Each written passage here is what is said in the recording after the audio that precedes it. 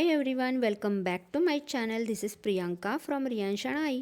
कसे आहात सगळे? होप्सो तुम्ही सगळे आनंदी असाल, खुश असाल, हॅप्पी असाल आणि हॅप्पी असायलाच हवं. तर ऑफिसमधून घरी आले आणि त्याच्यानंतर थोडंसं काम होतं बाहेर म्हणून तिकडे गेले होते. त्याच्यानंतर म्हणजे रियांशच्या पप्पांची बाईक जी होती ना ती आम्ही सर्व्हिसिंगला एका सर्व्हिस सेंटरमध्ये दिली होती. ॲक्च्युली इकडचं जवळचं जे सर्व्हिस सेंटर आहे ना तिकडे त्यांचं काम चालू आहे, त्याच्यामुळे त्यांच्या दुसऱ्या ब्रँचला आम्हाला जायचं होतं. तर तिकडे माझा 1 तास वेस्ट झाला, म्हणजे मला त्यांच्यासोबत जावं लागलं. त्याच्यामुळे तिकडे माझा 1 तास वेस्ट गेला, नाही तर तेवढ्यात माझी कामं बरीच झाली असती.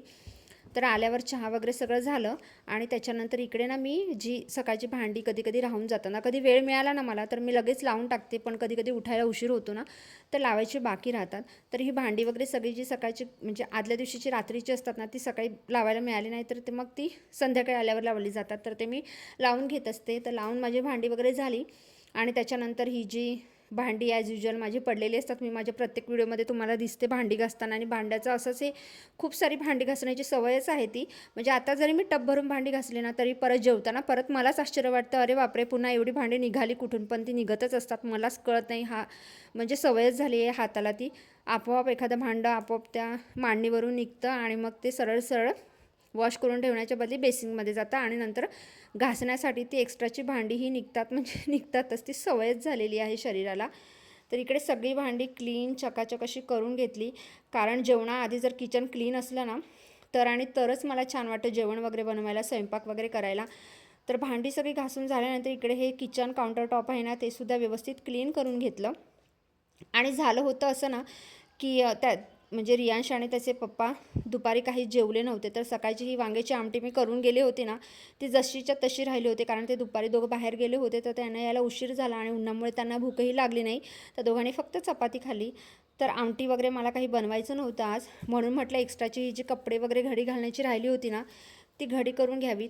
कपडे वगैरे मला जर घडी घालायला नाही मिळाली तर रात्री मी काय करते, इकडे एक प्लास्टिकची एक बकेट आहे माझ्याकडे, असं म्हणजे बास्केट असतं ना ते बाजारातून 60 रुपयाला इकडे आमच्या इकडे सोमवारचं मार्केट भरते ना त्याच्यातून मला मिळालं होतं. तर मी ते घेतलेलं आहे आणि एक्स्ट्राचे कपडे धुतलेले असल्या की ह्या बास्केटमध्ये मी काढून ठेवते आणि वेळ मिळेल तशी ती घडी घालत असते. जर आजची कपडे मला उद्या घडी घालायला भेटली तर 2 दिवसाची त्याच्यामध्ये पडलेली असतात आणि नंतर ती मी घडी घालते, कारण कामाचा व्याप आणि घरातली कामं ही बाईला कधीच सुटलेली नसतात, त्याच्यामुळे ती करावीच लागतात.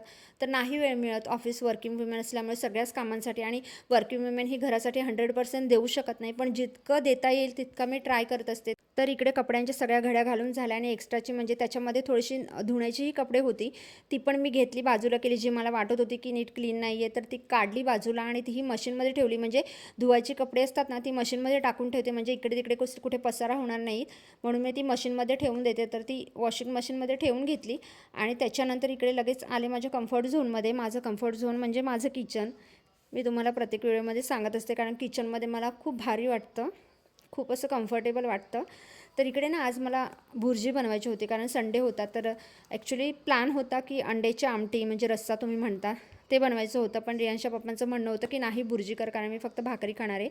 म्हणून मग इकडे ना कांदा वगैरे सगळा चॉप करून घेतला आणि नंतर ह्या ग्लास बॉटल्स आहेत ना तेलाच्या, त्या वॉश करून ठेवल्या होत्या 2 दिवसाआधी. त्यातलं पाणी जसं निथळलं तसं ह्याच्यामध्ये जे तेल आहे ना ते काढून ठेवलं. आणि या बॉटल्स खरेच खूप अमेझिंग आहेत. तुम्हाला जर ह्या हव्या असतील तर मला नक्की कमेंट करा, मी याची लिंक तुम्हाला नक्कीच शेअर करेन.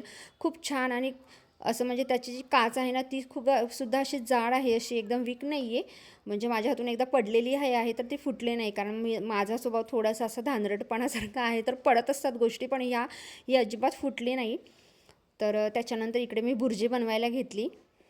तर भुर्जीची रेसिपी तर तुम्हाला वेगळी शेअर केली जाईलच, पण मी कशी भुर्जी बनवते, आमच्याकडे कशी भुर्जी बनवली जाते आणि कशी भुर्जी रियांशच्या पप्पांना आवडते त्याची फुल रेसिपी इकडे आहे. तुम्ही ही भुर्जी पूर्ण बघून घ्या. माझ्याकडे भुर्जी ही अशीच बनते आणि रियांशच्या पप्पांना ही अशीच भुर्जी आवडते आणि आता मलाही सवय झाली अशी तिखट भुर्जी खाण्याची, तर मी नेहमी अशीच भुर्जी बनवत असते आणि टेस्टीला पण छान लागते. म्हणजे आपण जनरली मिरच्यांची येलो कलरची हळद घातलेली भुर्जी बनवत असतो, पण माझ्या घरात म्हणजे लग्न झाल्यानंतर तरी मला आता ही अशी भुर्जी बनवण्याची सवय झालेली आहे, त्याच्यामुळे माझ्या घरात कायम ही अशीच बनत असते.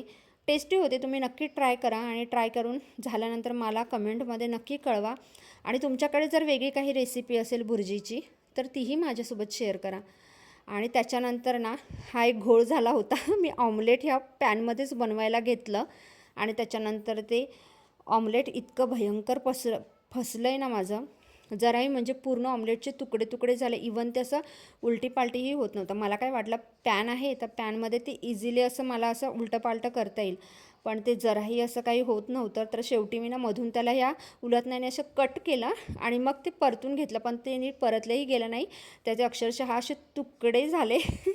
तर असं वाटलं कुठच्या कुठे ह्याच्यामध्ये बनवायला घेतलं, पण जाऊ देत म्हटलं आता केलं आहे तर खावं लागलं. पण दिसायला असं होतं, पण त्याची टेस्ट मात्र खूप छान लागत होती. हां, रियांशने आवडीने खाल्ले ते. तर त्याच्यानंतर ना इकडे जो सकाळचा राईस राहिला होता ना, त्याला मी असं फोडणी घालायला घेतलं. आणि फोडणीचा भात ही लहानपणाची एक खूप मोठी छान अशी आठवण आहे. आम्ही लहानपणी फोडणी भात खूप खायचो, कारण आम्हाला सगळ्यांनाच भावंडांना खूप आवडायचा फोडणीचा भात. तुम्हालाही फोडणीचा भात आवडतो का? मला कमेंटमध्ये नक्कीच सांगा. मला आणि येल्लोवाला फोडणीचा भात असतो ना, जो फ्राय केलेला, काहीजण त्याला तळलेला भात म्हणतात, त्याच्यापेक्षा मला हा असा थोडासा आपल्या घरची चटणी घातलेला राईस खूप आवडतो. तर फोडणी भात वगैरे रेडी झाला. त्याच्यानंतर इकडे गरमागरम भाकरी थापायला घेतल्या, कारण ऑमलेटसोबत किंवा मग भुर्जीसोबत भाकरीही खूप छान लागते. आणि संध्याकाळची मी मोस्ट ऑफ भाकरीच बनवते. रियांशचे पप्पा चपाती खायला थोडासा कंटाळा करतात, त्याच्यामुळे संध्याकाळच्या वेळेला तरी माझ्याकडे भाकरीच बनली जाते. त्याच्यानंतर रियांशला भूक लागली होती, म्हणून मग त्याच्यासाठी ही चपाती, ॲक्च्युली सकाळचीच चपाती होती, पण त्याचं म्हणणं होतं मला चपाती हवी. तर चपाती छान गरम केली आणि त्याला जेवणासाठी दिलं. चेहरा थोडासा वाईट केला होता, कारण पप्पा त्याला ओरडले होते. टी व्ही बघत बघत त्याने त्याचं जेवण एन्जॉय केलं. त्याच्यानंतर हे 100ला 3 असे कलिंगड रियांशच्या पप्पाने मिळाले, म्हणून ते घेऊन आले. पण टेस्टला मात्र छान होते. लास्ट टाईम आणले होते ते इतके टेस्टी नव्हते, पण हे छान टेस्टी होते. तर हे कट करून मी आता फ्रीजमध्ये ठेवून देते थंड होण्यासाठी. नंतर आम्ही जेवण झाल्यावर ते एन्जॉय करणार आहोत. तर असा होता माझा छोटासा व्लॉग. व्हिडिओ आवडल्यास लाईक करा, शेअर करा, सबस्क्राईब करा. बघताना तर इतकं पिकलेलं वाटत नाही आहे, तर पण खाल्ल्यावरच कळेल ते गोड आहे की नाही. तर बघूयात आता कसं आहे ते. चला भेटूया नेक्स्ट व्लॉगमध्ये.